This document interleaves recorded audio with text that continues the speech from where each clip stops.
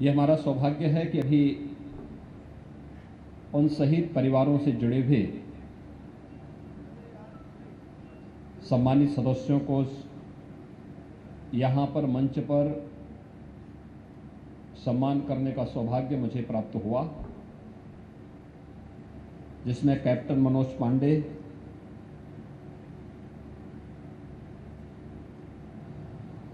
Rifleman Sunil जंग,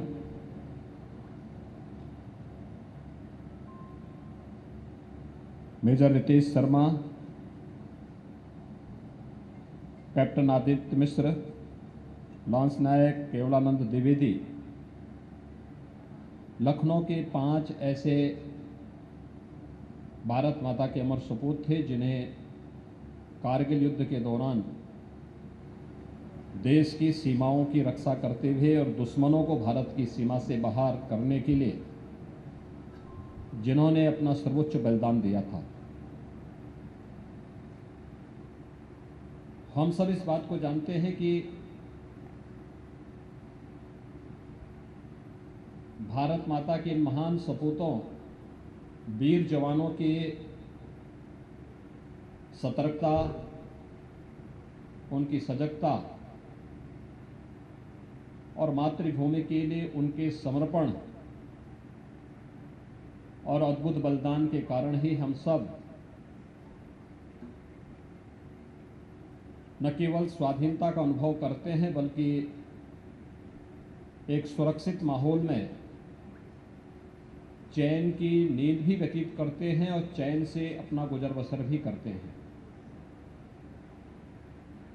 और इसीलिए कहा गया है कि शहीद की मौत ही कौम की जिंदगी होती है। एक जवान जब शहीद होता है तो वह कौम को एक नई जिंदगी देता है, एक नई प्रेरणा प्रदान करता है। कारगिल युद्ध मई 1999 में पड़ोसी राष्ट्र के द्वारा एक षड्यंत्र के तहत देश पर थोपा गया था। कारगिल की इन चोटियों पर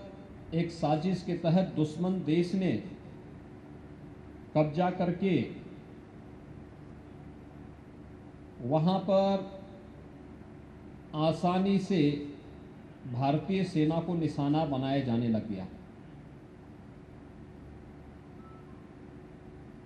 लेकिन मात्र 2-2.5 महीने के अंदर ही भारत के बहादुर जवानों ने दुश्मन को विपरीत स्थितियों के बावजूद वहां से भाग खड़ा होने के लिए मजबूर कर दिया गया। और तब से 26 जुलाई की तिथि पूरा देश कारगिल विजय के रूप में मनाता है। अपने अमर शहीदों के प्रति सम्मान और श्रद्धा व्यक्त करने के लिए, उनके प्रति अपनी विनम्र श्रद्धांजलि अर्पित करने के लिए यह आयोजन पूरे देश के अंदर बड़े गौरव के साथ, बड़े सम्मान के साथ होता है। भाइयों बहनों,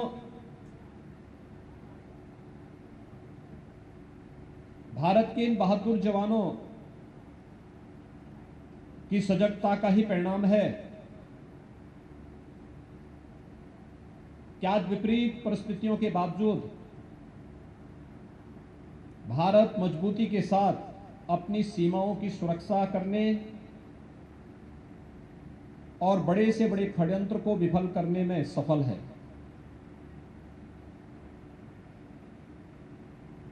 136 करोड़ की आबादी आज अगर अपने आप को सुरक्षित महसूस करती है तो भारत के इन बहादुर जवानों के पुरुषार्थ का वो परिणाम है। उनके प्रति सम्मान का भाव रखना, उनके परिजनों को कहीं भी एकांकीपन महसूस न हो, यह देखने के लिए समाज का संबल उनके साथ बहुत महत्वपूर्ण हो सकता है। हम सबको ये विस्मृत नहीं करना चाहिए कि मानिए हमारी उपासना विधियां अलग अलग हो सकती हैं, खान पान अलग अलग हो सकता है, रहन सहन अलग अलग हो सकता है, बोली भाषा अलग अलग हो सकती है, लेकिन हमारा धर्म एक है और वह धर्म है राष्ट्र धर्म। इस राष्ट्र धर्म के लिए हर एक भारतीय को प्राण प्रण से जुट करके अपनी सेना, अपनी अर्धसैनिक बलों और सुरक्षा से जुड़े हुए सभी जवानों के मनोबल को सदैव बनाए रखने का पूरा प्रयास करना चाहिए। अपनी पूरी सामर्थ्य से उन्हें सहयोग करना चाहिए और इसीलिए प्रदेश के अंदर सैनिक कल्याण बोर्ड सैनिकों से जुड़ी हुई राज्य सरकार के अंदर समस्याओं के समाधान के लिए पूरी प्रतिबद्धता के साथ कार्य करते हैं। अवकाश प्राप्त होने के बाद या शहीद सैनिक परिवारों के साथ संवाद बना करके उनकी समस्याओं का समाधान करने के लिए वे निरंतर प्रयास करते हैं और राज्य सरकार ने भी विगत 4 वर्ष के दौरान कुछ निर्णय लिए। खासतौर पर भारत के अंदर हर एक क्षेत्र से सेना में हर प्रकार की भर्तियों के लिए नौजवानों के लिए रास्ता खुल सके, इस दृष्टि से प्रदेश के अंदर हर कमिश्नरी स्तर पर हम लोग एक नए सैनिक स्कूल खोलने की प्रक्रिया को आगे बढ़ा रहे हैं। हम सब जानते हैं देश के अंदर सैनिक स्कूलों का शुभारंभ लखनऊ से होता है, उत्तर प्रदेश से होता है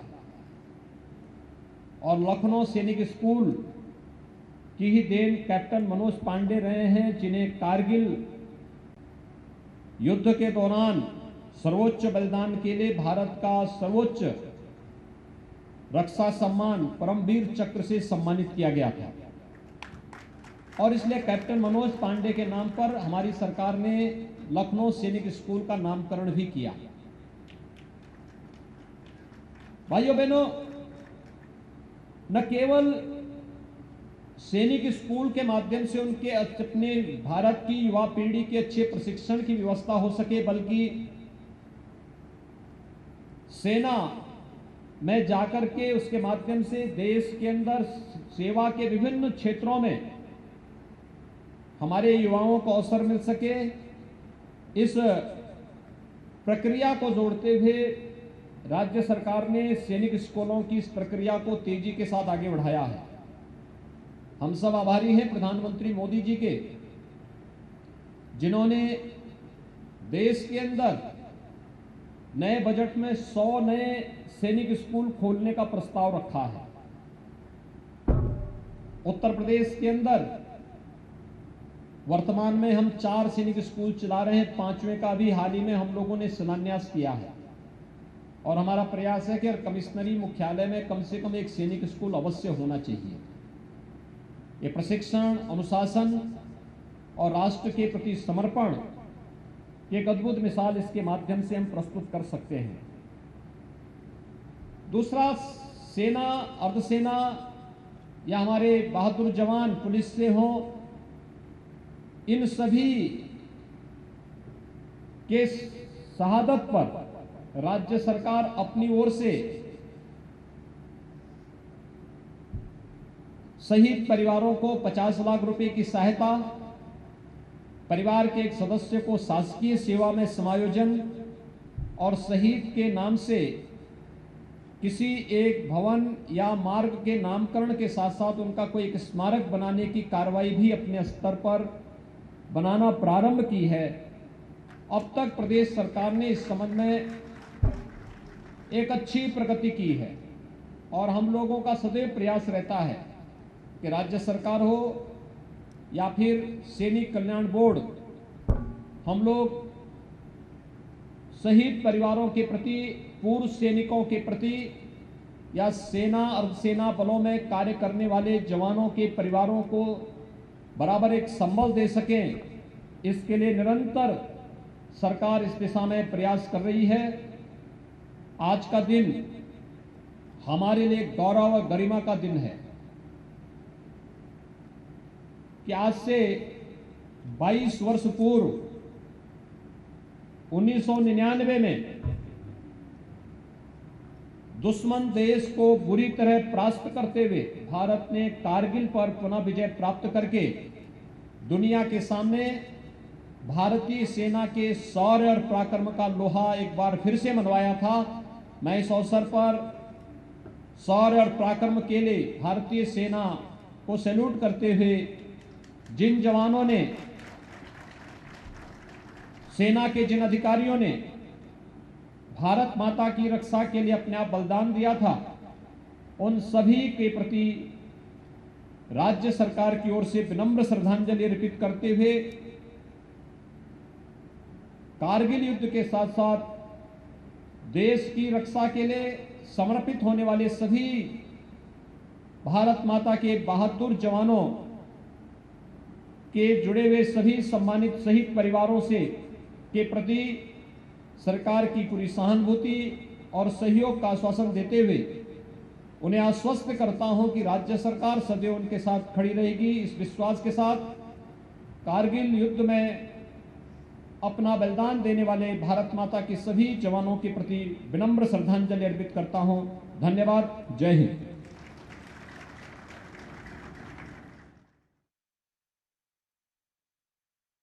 सुना, शहीदों को नमन वो कर रहे थे और एक बहुत अच्छी बात उन्होंने बताई कि सैनिक स्कूल किस तरह से खोले जा रहे हैं